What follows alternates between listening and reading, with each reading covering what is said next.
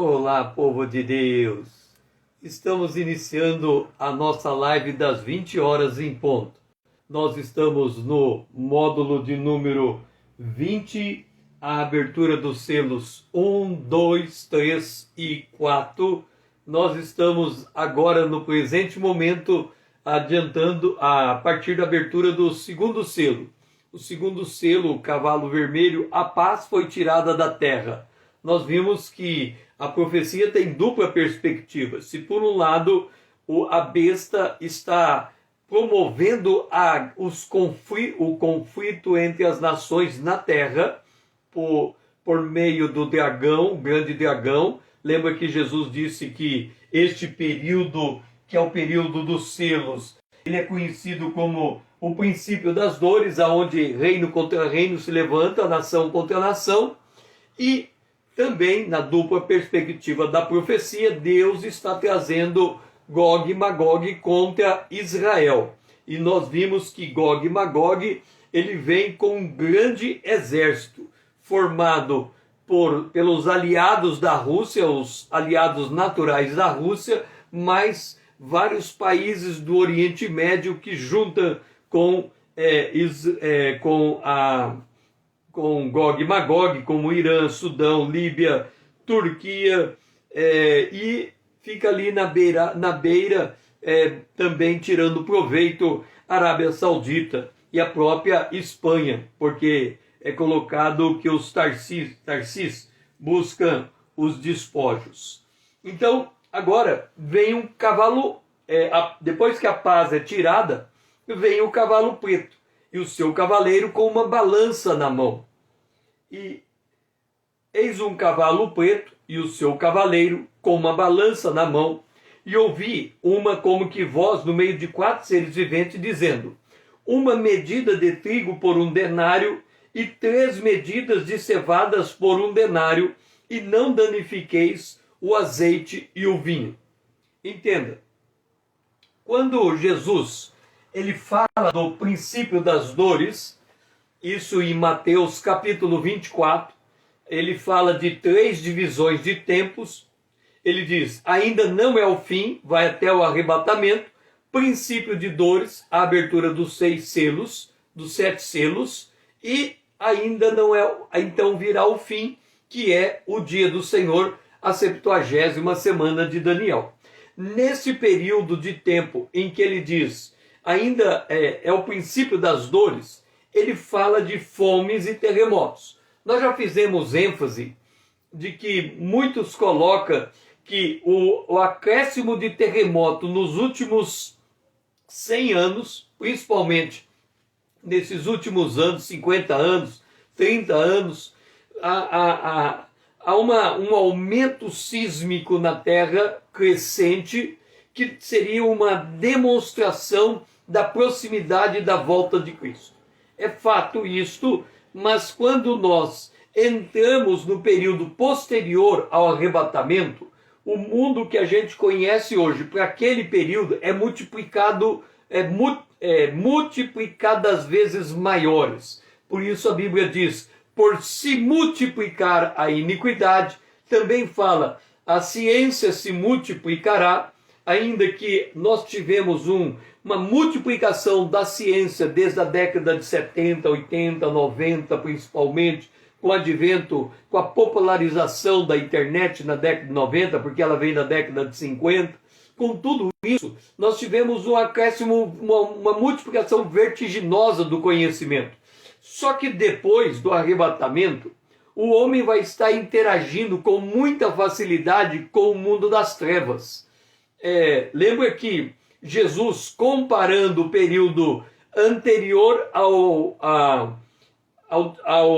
arrebatamento, ele compara com o período anterior ao dilúvio, o período de Noé. Nós estamos vivendo desde 1948 nos tempos de Noé e de Ló, e uma das características daquele tempo era que havia os filhos de Deus coabitaram com as filhas dos homens e geraram os valentes da antiguidade, e que os filhos de Deus, naquela passagem, trata de anjos, que Judas, ele retrata isso quando nós lemos a epístola de Judas, ele vai dizer assim, vamos abrir em Judas,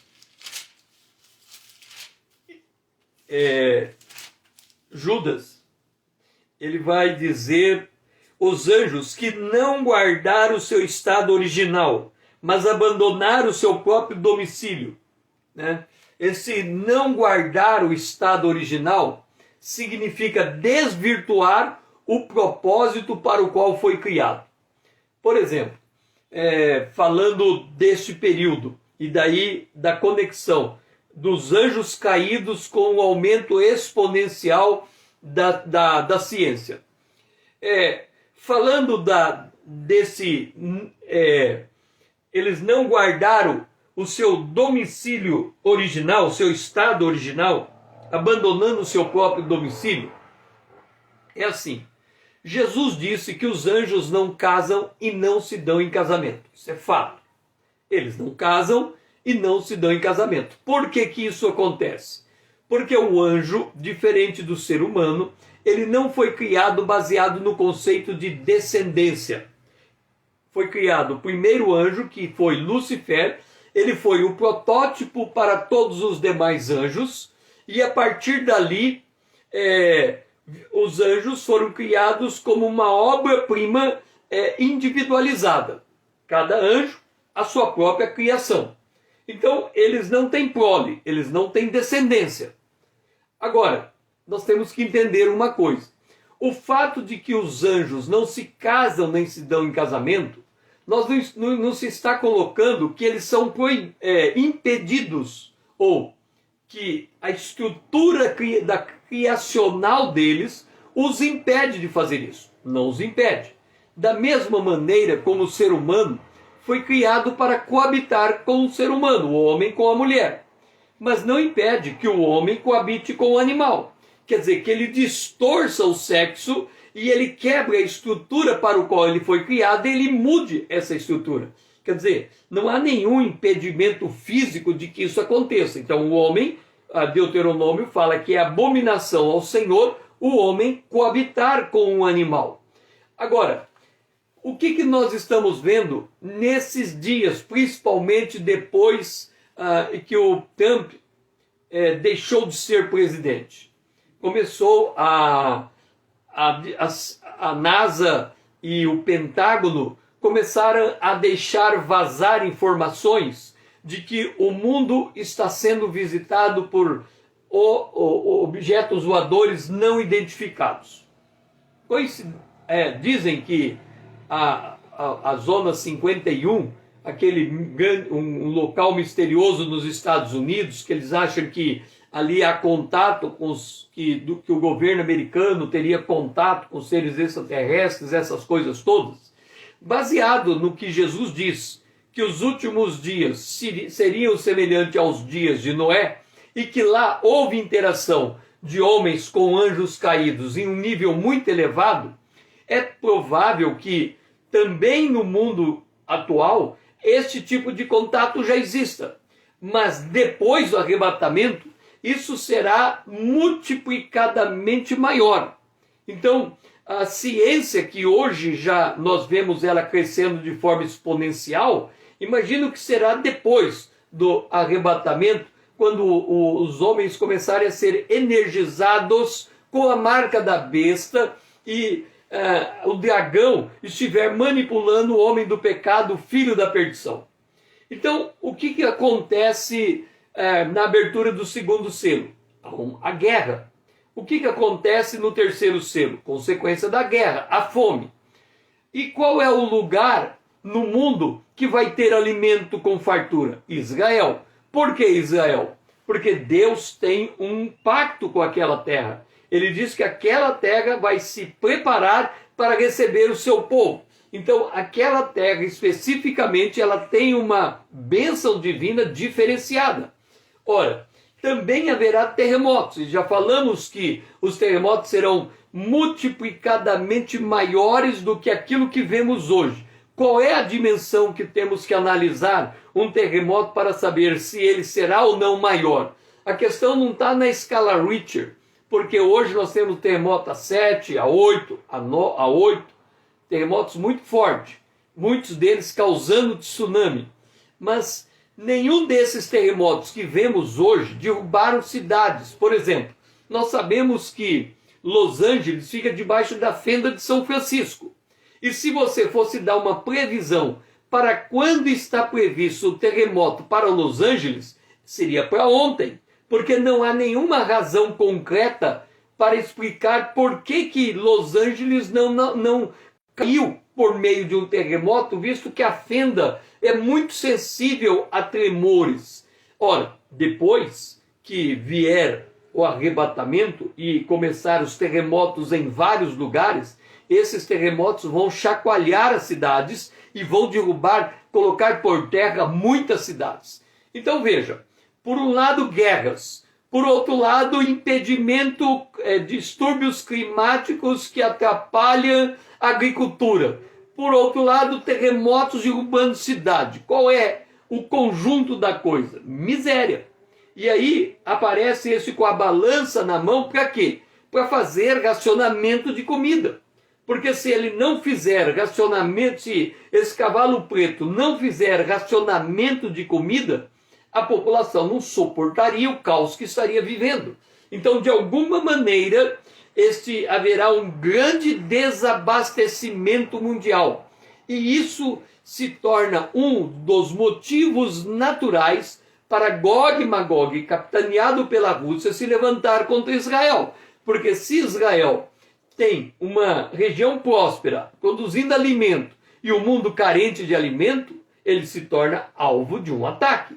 E ali, nós olhando para as 10 nações, uma das 3 nações vão cair.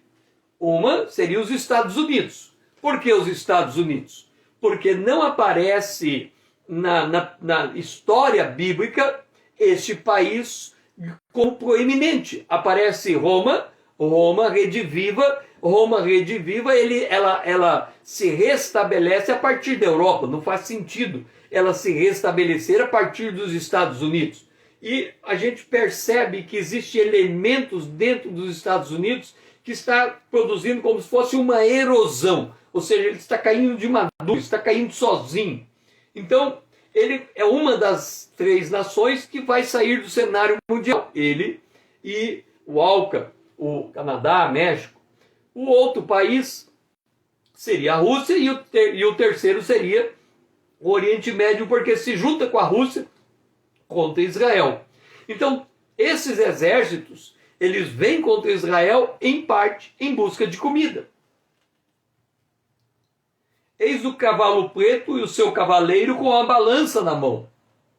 Em Joel, capítulo 2, versículo 8 e 9, está escrito: Não empurram uns aos outros, cada um segue o seu rumo, arremetem contra lanças e não se detêm no seu caminho, assaltam a cidade, correm pelos muros, sobem as casas, pelas janelas entram como ladrão. Então, a fome, ela vai estar impondo o comportamento. Nós vemos hoje, por exemplo, uma cena que está se tornando comum quando ela acontece. Um caminhão que está transportando mercadoria na estrada e ele tomba. De quem é a carga que está esparramada no solo? De quem é proprietário da carga que estava dentro do caminhão. Ela não perdeu o dono só porque o caminhão tombou e ela caiu no solo. Mas o que acontece com os carros que passam? Eles pensam que a carga não pertence mais a ninguém, sai catando aquela carga e leva elas embora, leva a carga embora. Isso é um tipo de roubo. Por quê? Porque aquela carga tem dono, ela está esparramada no chão, mas ela continua tendo dono. E se alguém vem, para e pega e leva, o que significa isso? Significa que a capacidade de consciência do ser humano acerca do que lhe pertence e do que é do outro está rompendo. E a partir do momento que isso se rompe, o assalto se torna uma coisa comum. A pessoa acha que tem uma loja, tem alimento, eu não tenho dinheiro, tem direito a entrar lá e retirar aquilo que não me pertence. E isso vai ser muito comum, cidades sendo assaltadas.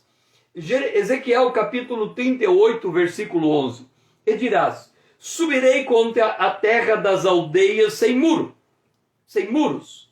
Virei contra os que estão em repouso, que vivem seguros, que habitam todos sem muro, não têm ferrolhos nem portas. Essa seria a descrição de Israel no período depois do arrebatamento. Note que depois do arrebatamento e antes do dia do Senhor, Israel ainda não assinou o acordo com o anticristo, com a besta. Mas, por alguma razão, ele se sente seguro na posição em que se encontra. E ele se torna, aparentemente, mesmo sabendo do poderio militar que representa Israel, ele aparentemente se torna uma presa fácil. Ezequiel 38, 12. Isto a fim de tomares o despojo. Quer dizer, vai existir algo em Israel que passa a ser cobiçado por todas as nações. O ouro é uma coisa extremamente cobiçada. Mas se nós estamos falando de um ambiente onde há racionamento, onde a fome é muito grande, e Israel é um produtor de alimento, e ele é protegido mesmo nesse período em que a fome e os terremotos estão acontecendo no mundo inteiro, então Israel se torna uma nação cobiçada. Arrebatares a presa e a levantares a mão contra as terras desertas que se acham habitadas, e contra o povo que se congregou dentre as nações, o qual tem gado e bens e habita no meio da terra. Nós temos que lembrar que Deus colocou Jerusalém no meio da terra. Entenda, quando Deus criou os céus e a terra, e na terra ele estabeleceu o Jardim do Éden, o Jardim do Éden ficava entre o Tigre e o Eufrates e mais 2 outros rios, que a gente não consegue identificar. Ele ficava numa região próxima aonde é a Babilônia.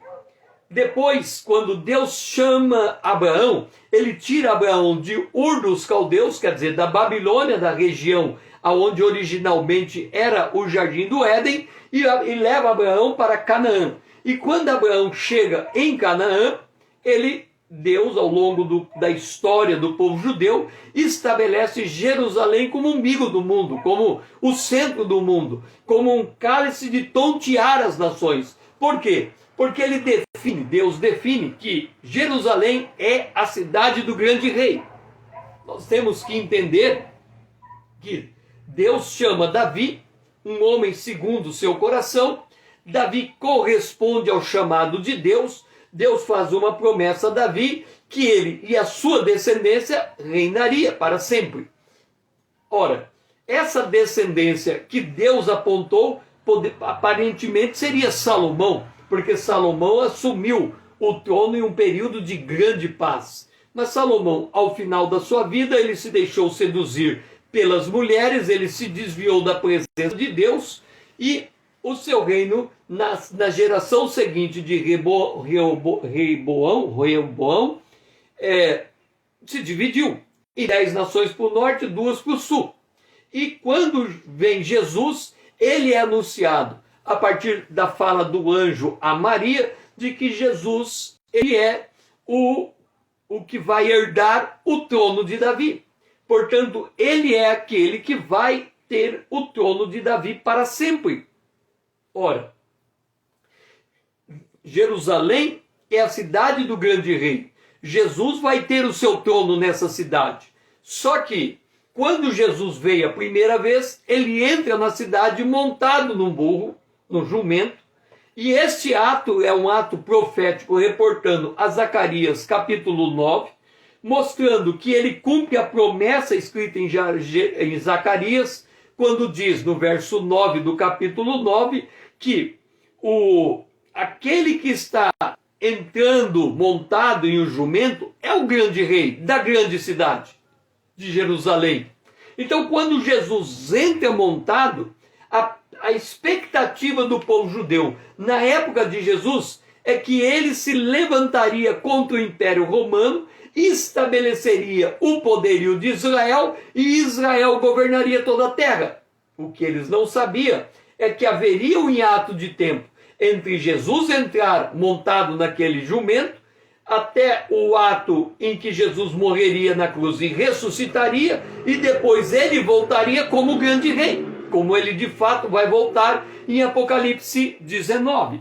Mas aqui Israel está nessa condição, já antecipando as bênçãos de Deus, de ser um país que é a peça-chave para entender o mundo e as nações. Mas os homens não entendem assim. Eles pensam que Israel está protegido. Em Ezequiel, capítulo 38, o versículo 13 diz: Sabá e Dedã, que provavelmente é a Arábia Saudita, e os mercadores de Tarsis, que seria a Espanha, e todos os seus governadores rapazes, te dirão: vem tu para tomar o despojo?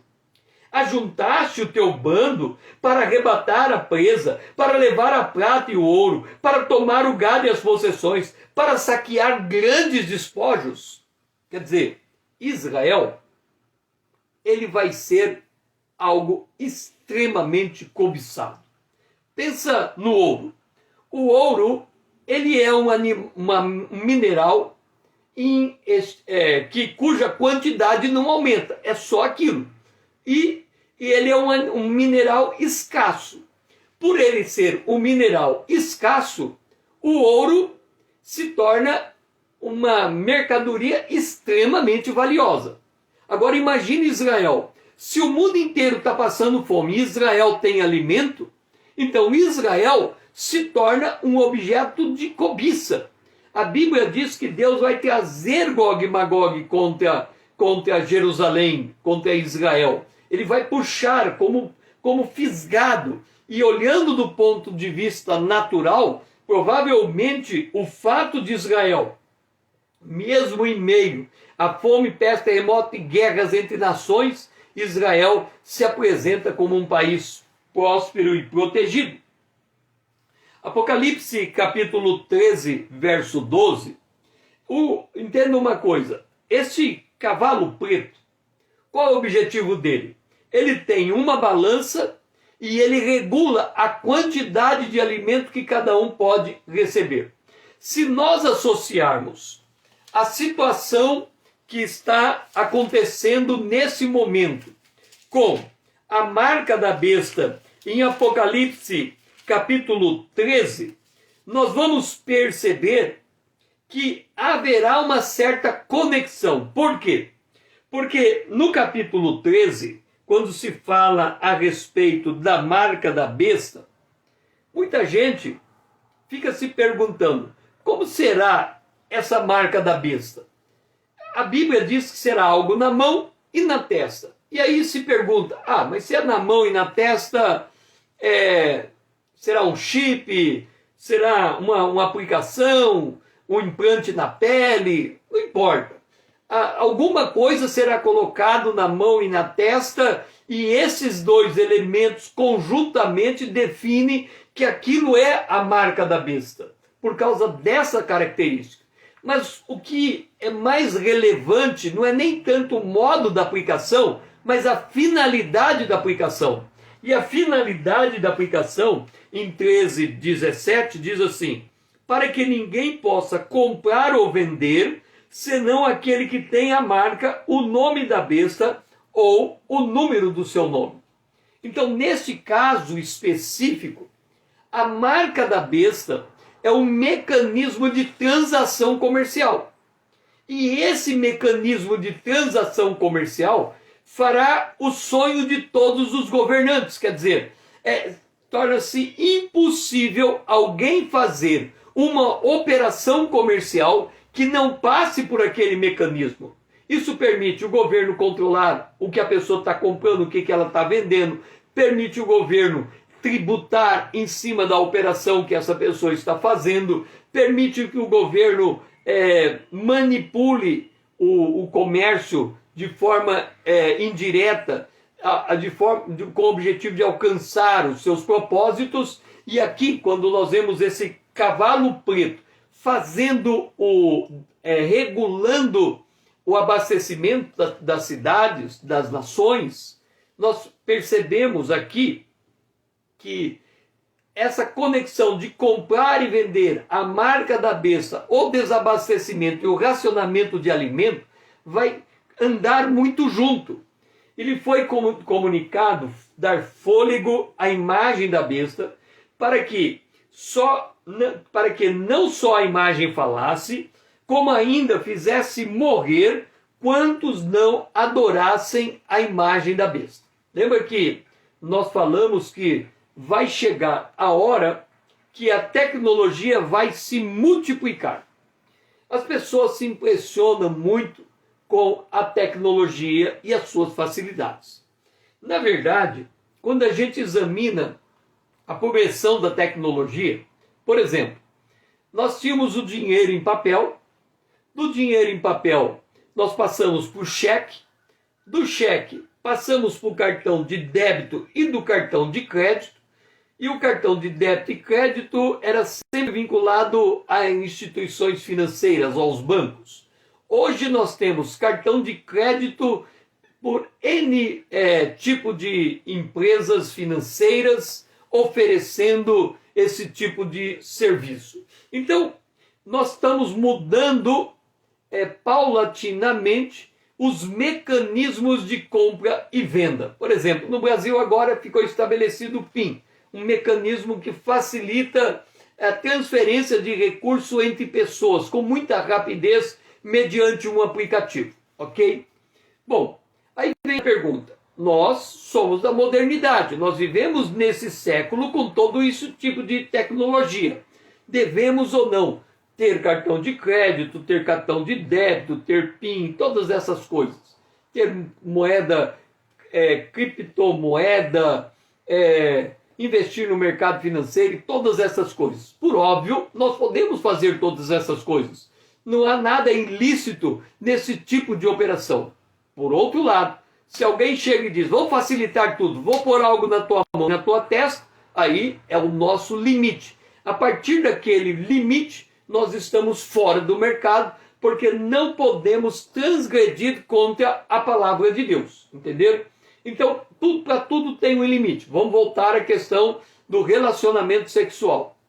Deus fez o homem, fez a mulher, o relacionamento sexual entre as partes, entre o homem e a mulher, como algo previsto por Deus. Mas não há nenhum impedimento que o homem faça sexo com um animal. Se ele fizer sexo com um animal, do ponto de vista físico, é possível o ato que ele está praticando. Do ponto de vista divino, ele cruzou a fronteira proibida, porque aquilo é considerado, diante de Deus, uma abominação, porque ela perde o propósito original da criação.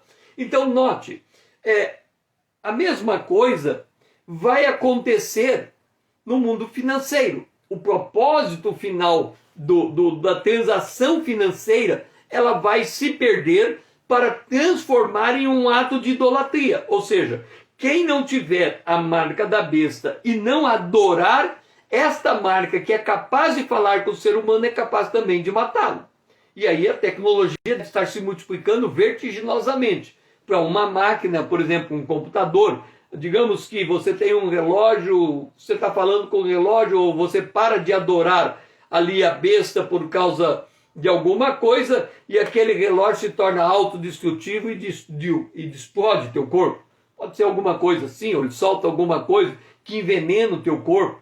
Enfim, esta marca da besta, ela terá essas capacidades, não só de falar, como terá a capacidade de matar. E voltamos a pegar esse ponto da fala.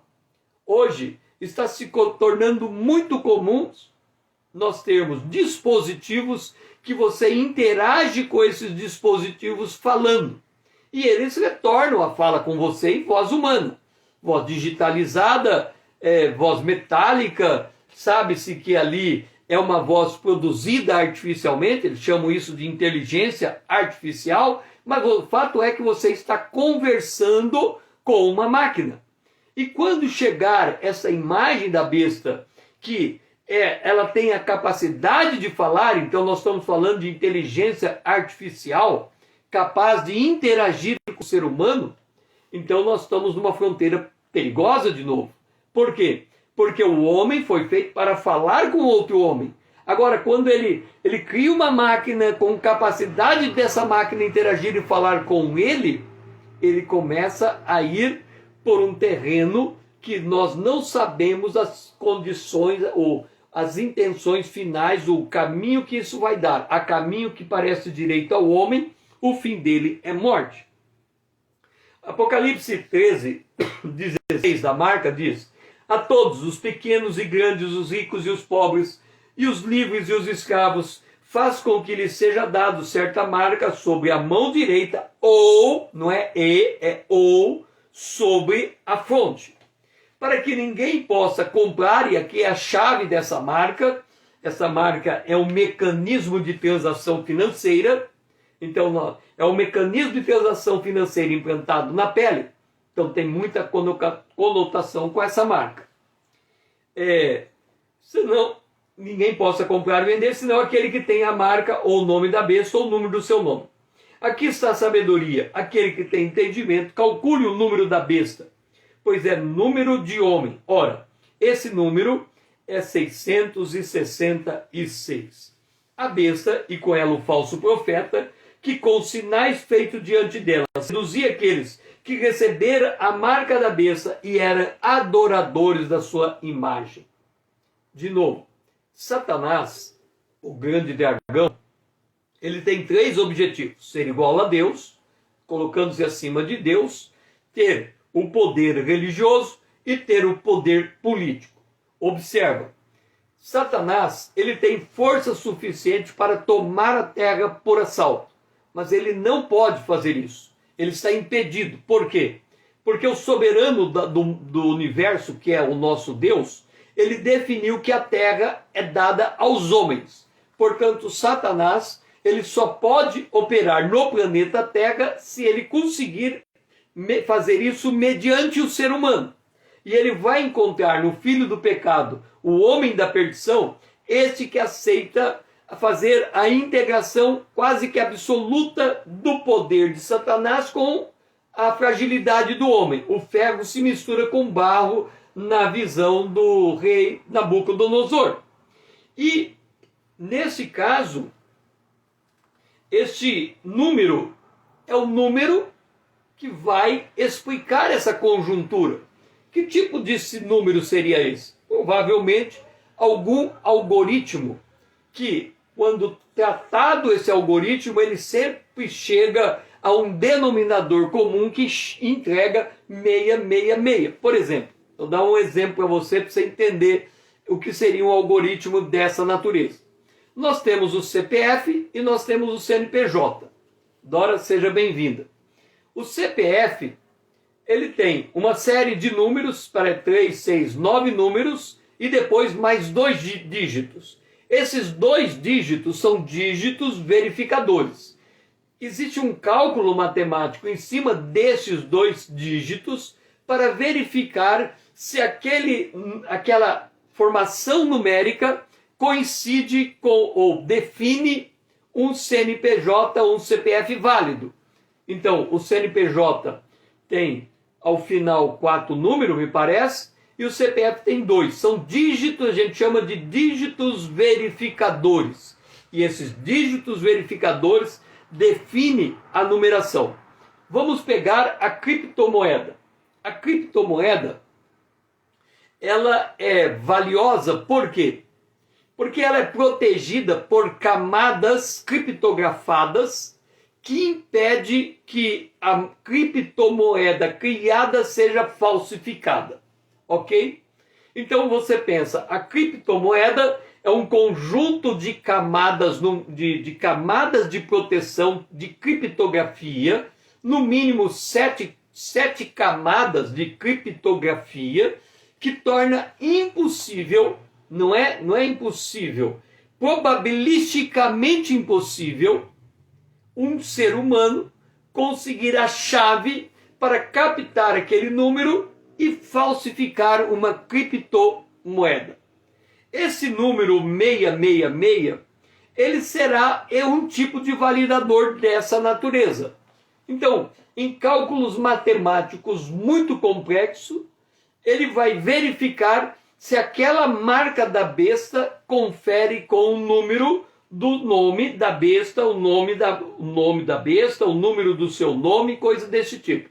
Então nós estamos falando de dígitos verificadores em criptografias altamente complexas. Isso é a marca da besta. Não é a marca da besta do tipo assim, eu pego a letra de uma pessoa, converto no grego ou no hebraico e extraio o número 666.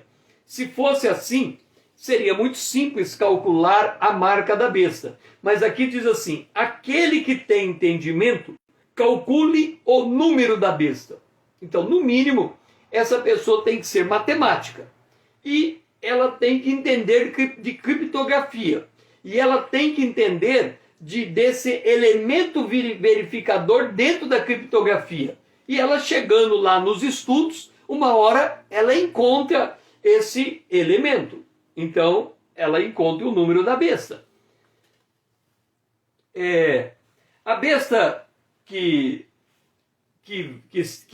era e não é, está para emergir, irá ao abismo e caminha para a destruição, ela vai implantar essa marca de novo. Nós estamos falando do cavalo vermelho que tira a paz da terra. Nós estamos falando do cavalo preto que entra com racionamento na terra. Nós estamos falando do que Jesus disse, que no princípio das dores, que é o período dos 7 selos, Jesus disse que haverá fomes e terremotos. Portanto, a conjuntura mundial, ela é uma conjuntura terrível. É por isso que Jesus prometeu à igreja de Filadélfia de que todos os que guardam os mandamentos do Senhor seriam levados no arrebatamento para não ficar nesse tempo em que há de provar ou de tentar todos os que habitam na terra. Então esse período de tempo é um período de tempo em que a terra estará assim, a terra estará com 3 tipos de gente: os santos, Israel e o povo.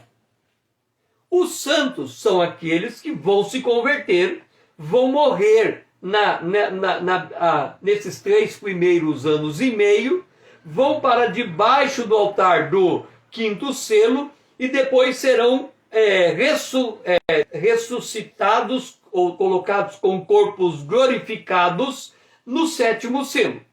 Estes são os santos. Israel, uma parte de Israel vai se converter.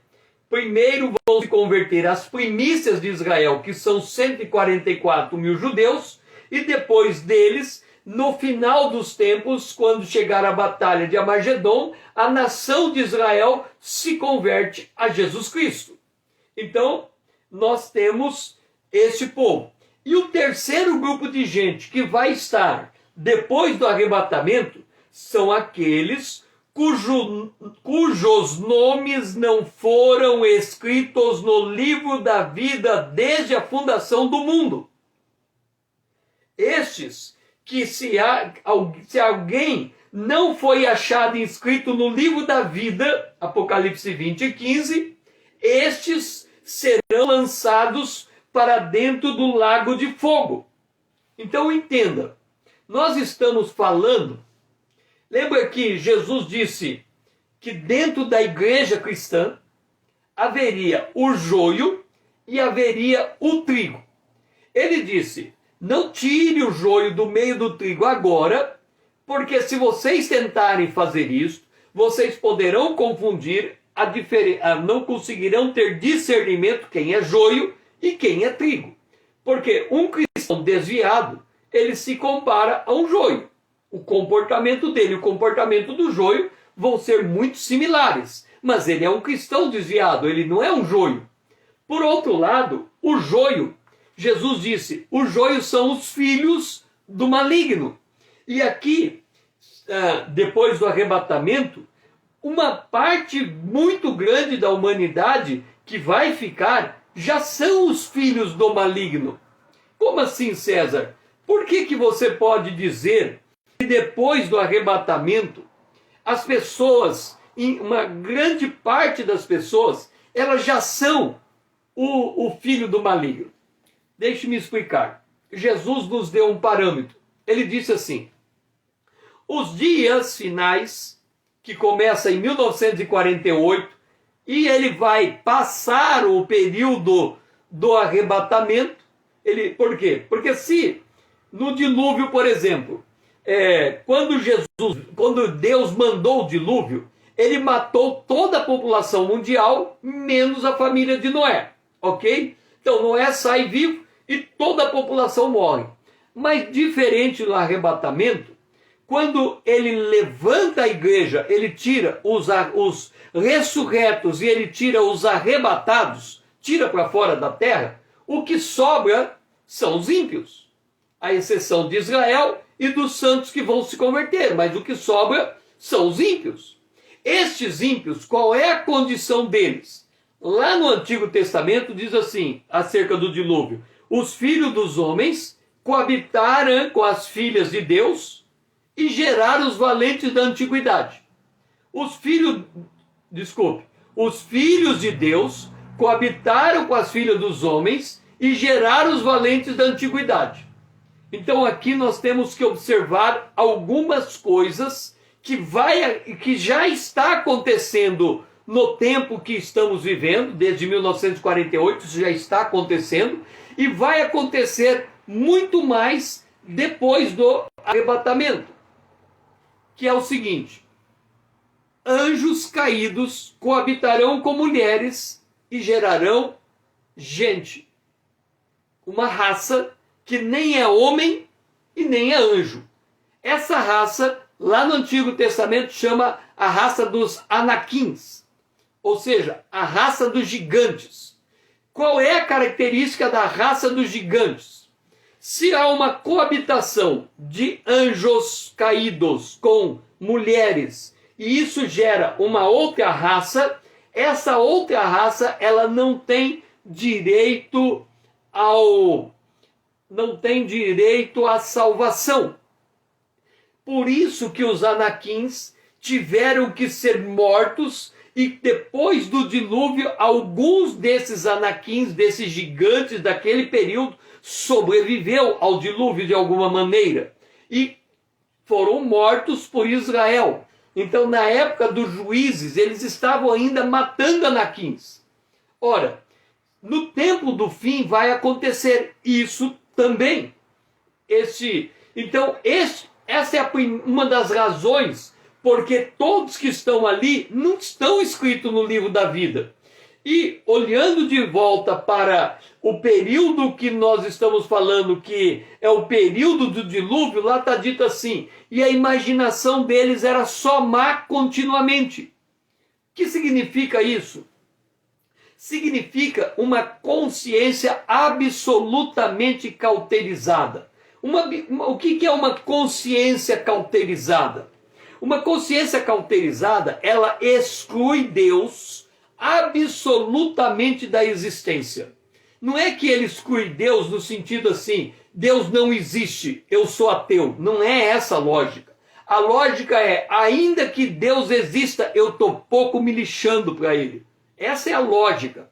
É a lógica de Caim. Caim saiu da presença de Deus e construiu uma civilização que foi destruída no dilúvio. Essa é a lógica. Então a lógica que está lá no Salmo, que diz assim: o ímpio, a todas as suas cogitações são não a Deus.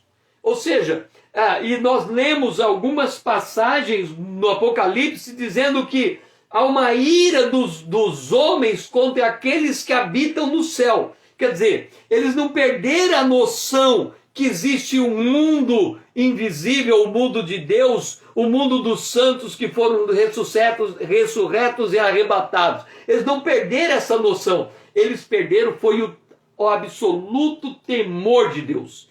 Eles romperam, a consciência cauterizou de vez. Por isso que esses que estão recebendo a marca da besta, eles são destinados ao lago de fogo e eles estão absolutamente perdidos. E aqui existe um livro muito famoso,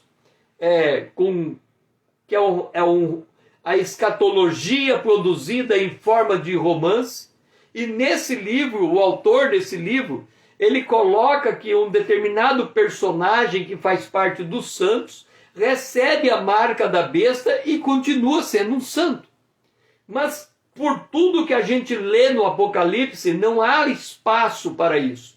Não há espaço para dizer, olha, se você aceitar a marca da besta sendo santo, você continua santo e a marca é inócua para você.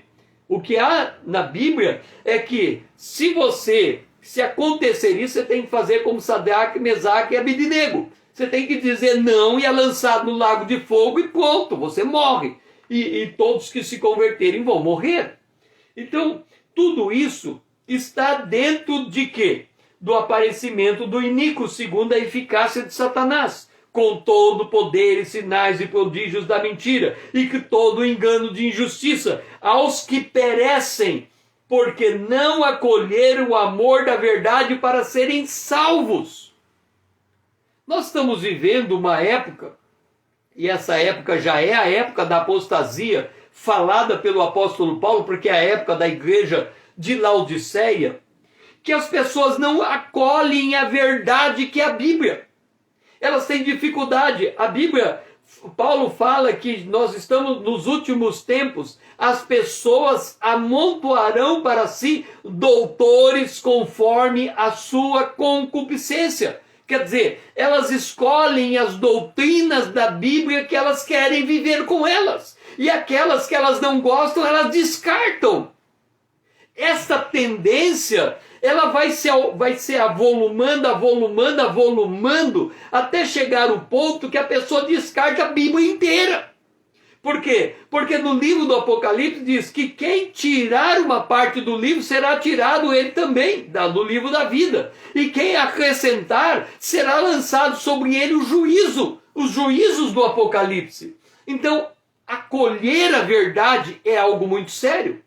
Acolher a verdade exige que a gente mude de opinião. Por quê? Porque se tem uma verdade e eu estou aprendendo essa verdade, por certo, eu tenho que desmontar as mentiras que estão dentro de mim. E isso dói. Desmontar mentiras que a gente carrega, crenças falsas, desmontar conceitos, visões do mundo. É muito melhor não estudar a palavra de Deus. É muito melhor se manter longe da palavra de Deus. Por quê? Porque ela é viva e eficaz, ela é espada penetrante, ela penetra, ela corta, ela muda, ela molda. Mas agora faz uma análise. Se hoje, enquanto não aconteceu o arrebatamento, enquanto não veio o anticristo, enquanto não estamos lidando com a marca da besta, você já despreza a palavra de Deus, descarta ela, só fica com o que você quer? Será que se vier o arrebatamento, você já não faz parte daqueles que vão perecer porque não acolheram o amor à verdade para serem salvos? Isso é algo muito sério. A gente não pode pegar a Bíblia.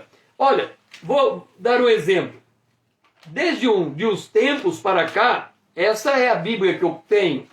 Essa aqui não é a principal Bíblia minha de leitura. A outra que eu tenho é igual a essa aqui, só que tem os marcadores. Só que você vai notar uma coisa. Você não vê na minha Bíblia nenhum texto bíblico grifado. Por que não tem nenhum texto bíblico grifado na Bíblia? Porque quando a gente grifa um texto bíblico, é porque a gente está adotando aquela palavra como melhor do que as outras. Como uma palavra predileta, como uma palavra de conforto. Ora, a partir do momento em que o meu olho fica procurando somente aquilo que me agrada, eu vou passar despercebido daquilo que não me agrada. Então eu vou dizer assim, Deus, aquilo que está grifado, eu creio. Aquilo que não está grifado, vamos deixar de lado. Porque senão o Senhor vai tratar comigo, vai mudar o meu comportamento, vai mudar a minha fala, vai mudar a minha forma de pensar. Ou seja, isto já é uma atitude daqueles que sinaliza para o lado daqueles que não acolheram o amor da verdade. O amor da verdade para serem salvos. Então nós temos que entender que quando Jesus disse em João capítulo 15, ele diz assim: os que me amam guardam os meus mandamentos. Ora, se nós estamos dizendo que nós amamos Jesus, como é que nós podemos amar a Jesus e não guardar a sua palavra? Amar a Jesus e não amar a verdade da Bíblia. É um contrassenso. Mas entenda, nós estamos vivendo um período de apostasia. E quando a igreja for arrebatada, aqueles que não amaram a verdade, aqueles que não buscaram a verdade, podem descobrir muito tarde que eles estão contados com aqueles que não têm o seu nome escrito no livro da vida. Entenda, depois do arrebatamento, muita gente vai ser salva. Então nem todos que estão lá depois do arrebatamento estarão com seus nomes escritos na vida. Mas vai ser um preço muito alto que vai pagar aqueles depois do arrebatamento para manter a sua fé. Eles vão pagar com a vida. Agora, qual é a diferença entre antes e depois do arrebatamento? Antes do arrebatamento, todos os que nasceram de novo serão arrebatados. Todos que nasceram de novo têm o Espírito Santo. Todos os que nasceram de novo estão selados para a redenção. Então não é a situação espiritual do indivíduo que define se ele será arrebatado ou não. Mas o que define se ele será arrebatado ou não é se ele nasceu de novo e entrou no reino de Deus. Agora, como que alguém pode nascer de novo, entrar no reino de Deus e não ter amor à verdade? O apóstolo Paulo, ele, por exemplo, na carta aos Coríntios, no capítulo de número 13, ele fala uma coisa que é uma questão que ele pergunta. Ele diz assim, a partir do verso 5, examinai-vos a vós mesmos, se realmente estáis na fé. Provai-vos a vós mesmos, ou não conheceis que Jesus Cristo está em vós? Se não é que já estáis reprovado. Mas aí ele para e diz, mas espero que reconheçais que não somos reprovados. O que Paulo está dizendo? Ele está dizendo, gente, quem nasceu de novo ama a palavra de Deus. Quem ama a palavra de Deus ama a verdade. Agora, quem não ama a verdade, examine se nasceu de novo. Porque se você não ama a verdade, pode acontecer que você não nasceu de novo. Ele não está dizendo, olha, mas é possível encontrar alguém que nasceu de novo, mas tem deficiência no aprendizado da palavra de Deus. Ele não se apega à palavra, mas ele nasceu de novo. Tudo bem, esse não vai ser reprovado, ele é filho de Deus. Mas é muito tênue a diferença. Por isso ele fala, então faça uma prova de você mesmo. O salmista diz assim, provai e vede que Deus é bom. Por isso, em 2 Tessalonicenses 2, 11 e 12 diz, é por esse motivo, pois, que Deus lhes manda a operação do erro, para darem crédito à mentira, a fim de serem julgados todos que não deram crédito à verdade, antes, pelo contrário, deleitaram-se com a injustiça. Nós temos que entender algo. Jesus disse, eu sou o caminho, eu sou a verdade, eu sou a vida. Ninguém vem ao Pai senão por mim. Então, coloca numa balança. O que é mais precioso para você? A tua opinião ou a verdade? Você não pode ficar com as duas coisas. Você tem que abrir mão da tua opinião para conhecer a verdade. Agora, como é que nós conhecemos a verdade? Porque alguém pode dizer assim, conhecer a verdade é, eu creio em Deus Pai Todo-Poderoso, Criador dos céus e da terra, em Jesus Cristo, seu único Filho, nosso Senhor. Isso é credo. Isso não é conhecer a verdade. O fato de alguém ter um credo não significa que ele conhece a dinâmica daquele credo. Conhecer a verdade significa ser transformado pela palavra de Deus. Conhecer a verdade significa receber a palavra na mente. Porque esse é o nosso culto racional. Significa, eu leio, eu medito, eu reflito, eu me convenço e eu mudo a minha forma de pensar. Isto é crer na verdade. Então, o apóstolo Paulo, ele olha para esse quadro aqui e diz, olha, depois de 1948, ele não fala 48, ele fala nos últimos tempos. Os homens serão dessa forma. E a forma como ele descreve aponta para o período anterior ao dilúvio. E ele fala, e haverá uma grande apostasia. E a apostasia que ele fala é uma apostasia dentro da igreja. A pessoa escolhendo doutrinas que quer escolher, colocando Cristo para o lado de fora, que é o caso da igreja de Laodiceia. E ele fala, e é nesse ambiente que vai aparecer o iníquo, segundo a eficácia de Satanás, enganando com grande poder. E aí, aqueles que não amaram a verdade, que não se apegaram à verdade, serão enganados. E haverá uma operação de erro. Então, a marca da besta, haverá uma operação de erro muito grande no tempo do fim. Então, recapitulando. O primeiro selo é aberto, sai o cavalo branco e o seu cavaleiro. Este cavalo branco e o seu cavaleiro é a besta. Ele tem autoridade da parte de Deus para matar todo mundo que se converte nesse período. Aqueles que vão se converter nesse período de 3 anos e meio, depois do arrebatamento, são os santos. Eles vão se converter, mas vão morrer depois da sua conversão. Há uma ordem divina que permite que Satanás prevaleça, casse os homens e matem os anjos. Lembra de Niro, de poderoso caçador diante do Senhor. Então o grande dragão e a besta vão contratar gente para caçar crente e matá-los. Essa é a situação, por isso que Jesus disse que no período depois do arrebatamento, as pessoas vão trair umas às outras. E nesse período depois do arrebatamento, haverá uma grande... aí é solto o segundo animal, o segundo cavalo, que é o cavalo vermelho. E a paz é tirada. E nesse momento em que a paz é tirada, Deus está trazendo contra Israel Gog e Magog. Vai nesse período em que a paz é tirada, vai acontecer muita morte, e fome, e peste.